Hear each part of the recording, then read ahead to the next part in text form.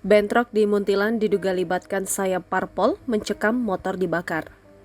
Bentrokan dua kelompok massa terjadi di Jalan Raya Magelang, Jogja, tepatnya di Muntilan, Kabupaten Magelang pada Minggu 15 Oktober 2023. Bentrokan itu terjadi sekitar pukul 16.00 waktu Indonesia Barat hingga mengakibatkan kemacetan parah sampai Minggu malam. Dalam video yang diunggah akun Instagram @magelang_raya, bentrokan terjadi diduga antara dua kelompok massa parpol. Tak hanya saling lempar dan serang, bahkan sejumlah sepeda motor ikut dibakar.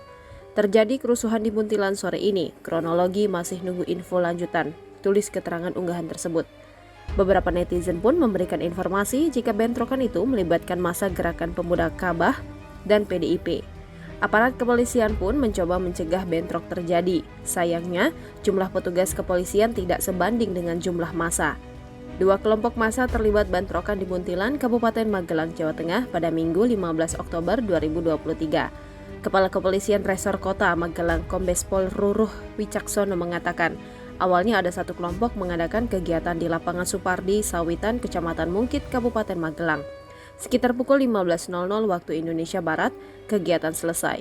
Massa pulang melalui jalan provinsi menuju arah Yogyakarta. Namun dalam perjalanan pulang itu, kelompok tersebut bersinggungan dengan kelompok lain. Diduga karena terjadi kesalahpahaman, timbul gesekan antara dua kelompok. Gesekan mulanya berlangsung di Jalan Batikan, Mungkit, hingga kemudian bentrokan pecah di Simpang 3 Tapeketan.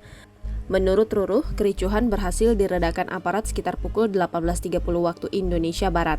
Ruruh memastikan bahwa insiden ini tidak menimbulkan korban jiwa. Korban jiwa tidak ada, korban luka belum ada laporan. Sementara ini juga belum ada laporan yang sampai dibawa ke rumah sakit. Ucapnya dikutip dari Tribun Jogja.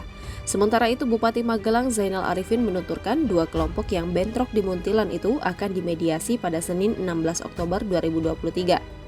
Zainal menjelaskan telah mencoba duduk bersama dengan kedua kelompok massa yang berselisih. Kemudian akan dilakukan mediasi agar kejadian seperti ini tidak terulang kembali di wilayah Kabupaten Magelang, karena pada intinya kita semua ini bersaudara, tuturnya. Kejadian ini membuat Zainal prihatin.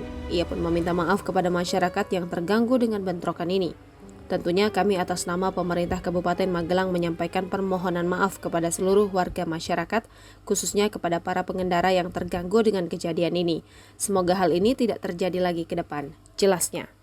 Download Tribun X sekarang, menghadirkan lokal menjadi Indonesia.